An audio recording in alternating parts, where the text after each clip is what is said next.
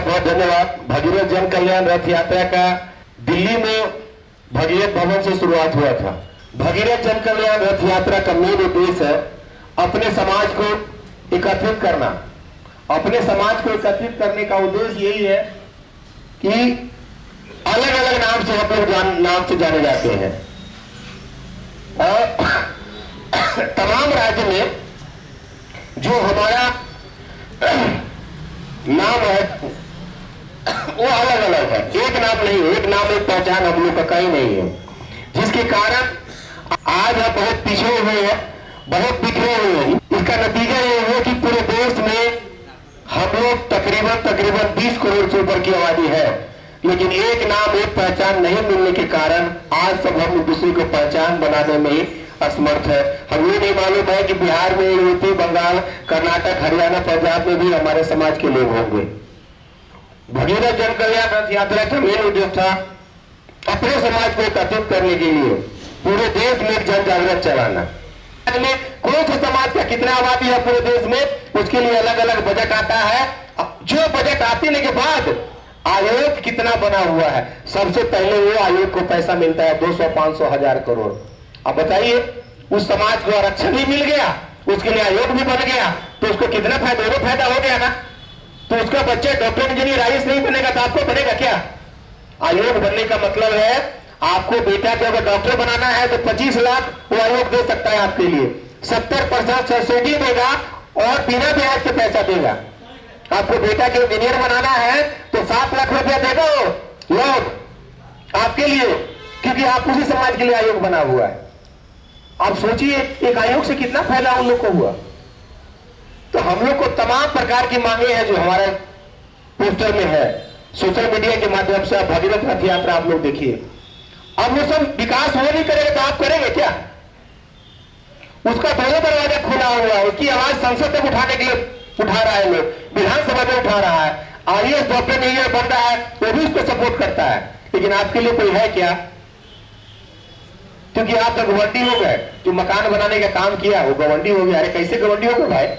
आपको मालूम है आपके समाज के लोग 80% लोग मकान से रिलेटिव टाइल, पेंट, पत्थर, राजमिस्त्री, कंस्ट्रक्शन का काम पूरे भारत में करते हैं, क्योंकि मैं पूरे भारत में घुमा हूं। आप कर्नाटक में जाए या बिहार में जाए, यूपी में जाए, बंगाल में जाए, गुजरात में जाए, आपका 80% जो समाज है वो सिर्फ यही निर्माण मजदूरों में लगा हुआ है।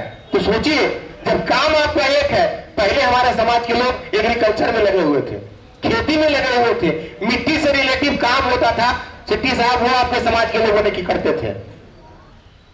तो आज आपको गवंडी बना दिया, किसी को लोनारी बना दिया, किसी को कुछ बना दिया, लेकिन हम सब जगेंगे कब?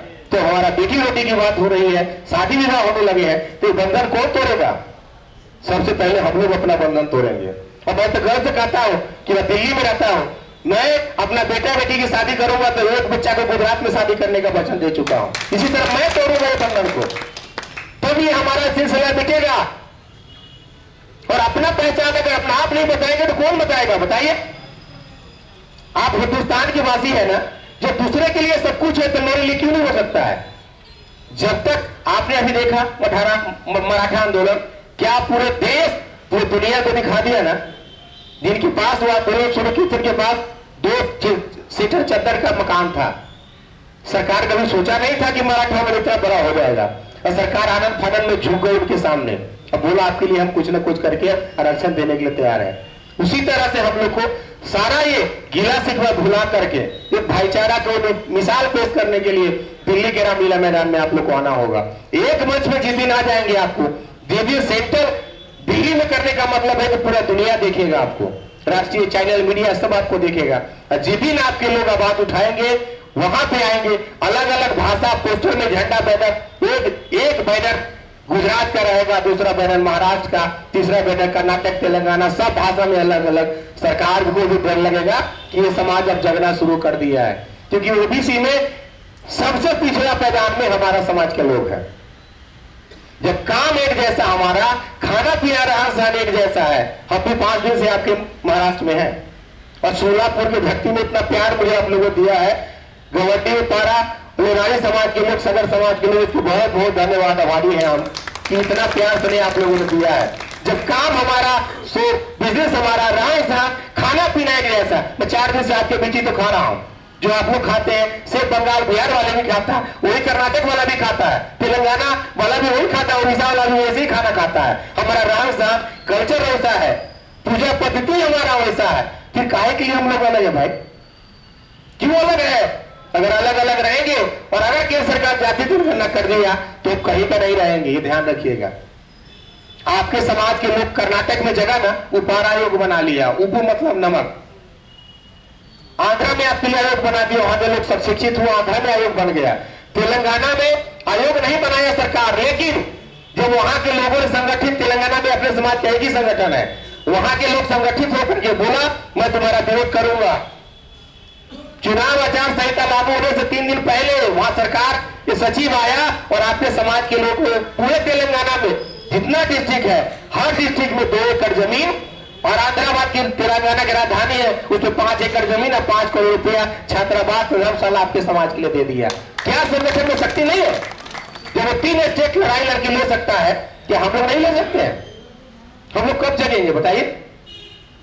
तो हम मांग कर रहे हैं कि जिस तरह आप स्टेट में बनाए हो, सेंट्रल गवर्नमेंट ही कर्नाटक में बनाया था ना, आंध्रा में, उसी तरह हमको राष्ट्रीय लेवल पे दिल्ली में बना दो। और हमारे लिए दिल्ली में जिस दिन आयोग बन जाएगा उस दिन से हमारे लिए स्वर्ग का दरवाजा खुल जाएगा। डॉक्टर, इंजीनियर, IAS, IPS, सांसद, विधायक वहीं से बनना शुरू हो जाएगा, क्योंकि आपका हिस्सा दिल्ली से लगता है। और दिल्ली से हिस्सा आपका लगना शुरू हो जाएगा ना, तो यहाँ के लोकल जो लोग आएगा ना, बड़े बड़े लीडर लोग, वो आपसे पूछने आएगा सेठी साहब कि आपको हम चेयरमैन बना देते हैं, आपको हम सचिव बना देते हैं, आपको बोर्ड का सदस्य बना देते हैं, आपको विधायक बनाएंगे, आपको सांसद बनाएंगे, तो प्रतिनिधि बनाने के लिए आएगा। लेकिन जब तक आप लोग जगेंगे नहीं ना, आपको कोई नहीं पूछने आएगा। इसलिए दिल्ली के रामलीला मैदान 29 फरवरी 2024 को जो संकल्प यात्रा हम लोग को लेके चल रहे हैं, उसके लिए काम धंधा छोड़ करके, खास करके महिला माँ बहन आपसे जरूर विनती करूंगा, 1 से 10 आदमी के रोज आप लोग जरूर बताइए और 5 लाख से ऊपर आबादी लेके आइए आप, तभी हमारा समाज का कल्याण होगा। और मैं वादा करता हूं 21 मांग है, 7-8 हमारा मांग मानने के लिए सरकार तैयार हो गई है। सोचिए, अभी 10 स्टेट में 7-8 मांग मान रहे हैं, और पूरे देश घूमने के बाद जब रामलीला मैदान में 5 लाख आएंगे ना, सरकार हिल जाएगा। मैंने बोला उसी दिन आपको मुझे लीडर आके देना होगा हमारे, और हमारे लिए सबसे पहला आयोग हम मांग के नया आयोग बनना चाहिए हमारे लिए। और जिस दिन आयोग बन जाएगा, हमारा सफलता, हमारे बच्चों का भविष्य निर्माण का कोई रास्ता नहीं रोक सकता है, क्योंकि हम लोग लड़ने वाला समाज है, इतिहास लिखने वाला समाज है, इतिहासकारी समाज है, सगर भगीरथ के वंशज है, जिसने देश आजादी कराया उसका वंशज है, जो महात्मा गांधी को बापू का नाम दिलाया उसका वंशज है। तो आपको डरना किस बात का है? जीवन में एक ही बार तो मरना है। जन्म आप लिए तो मरना तो सत्य है ना, तो जन्म एक ही बार लेना है, मरना भी एक ही बार है, तो कुछ अच्छा काम क्यों नहीं करोगे आप? इसलिए आप लोग से प्लीज हाथ जोड़ के मैं विनती कर रहा हूं कि ये एक धर्म का प्रचार नहीं हो रहा है, ये अपने 75 साल में जो हमारा साथ जो अन्याय हुआ है, हमारे बच्चों का भविष्य को निर्माण जो हमारे साथ ठुकराया है, उसको हक अधिकार की लड़ाई अपने समाज को लास्ट पैदान से उठा करके पहला पैदान पे लाने के लिए लड़ाई है।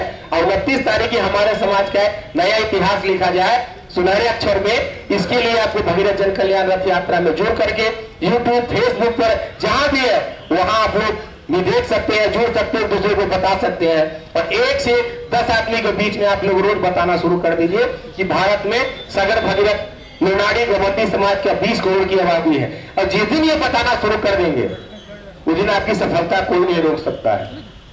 सोशल मीडिया में वो दम है, वो शक्ति है कि आपको कोई नहीं रोक पाएगा। इसलिए मैं आप लोग से टाइम ले लिया हूं ज्यादा, और कुछ गलत में बोला होगा तो इसके लिए क्षमा चाहता हूं। ये मेरा पीड़ा है, मेरे समाज का पीड़ा है, तो मैं आपसे विनती कर रहा हूं कि आप लोग ये मुद्दा बहुत जटिल है और ये मुद्दा को उठाने के लिए हम सबको एक साथ में आना पड़ेगा। तो बहुत बहुत धन्यवाद, बहुत बहुत बधाई हमारी सोलापुर की धरती में गवंडी, उपाड़ा और बेलदार और सगर समाज के लोगों ने जिस तरह से मुझे प्यार से नहीं दिए, इसके लिए बहुत बहुत धन्यवाद। और श्रीनिवास शेट्टी जी का तो और बहुत, इनके नाम से ताली बजाइए। ये रात दिन इकट्ठा करके पूरे महाराष्ट्र में जो लगे हैं और कर्नाटक, तेलंगाना के लिए लगे हुए हैं, ये बहुत बहुत बधाई के पात्र है। ऐसे ऐसे दुर्गेश चौहान, ऐसे ऐसे जो पूरे लोग हमारे साथ जो मगर भाई तुम ऐसे हमारे साथ लोग हैं, हमें सफलता के कोई नहीं रोक पाएगा साहब। तो बहुत बहुत धन्यवाद, बधाई, बहुत बहुत बधाई। जय भगीरथ, जय गंगा मैया, जय सागर महाराज।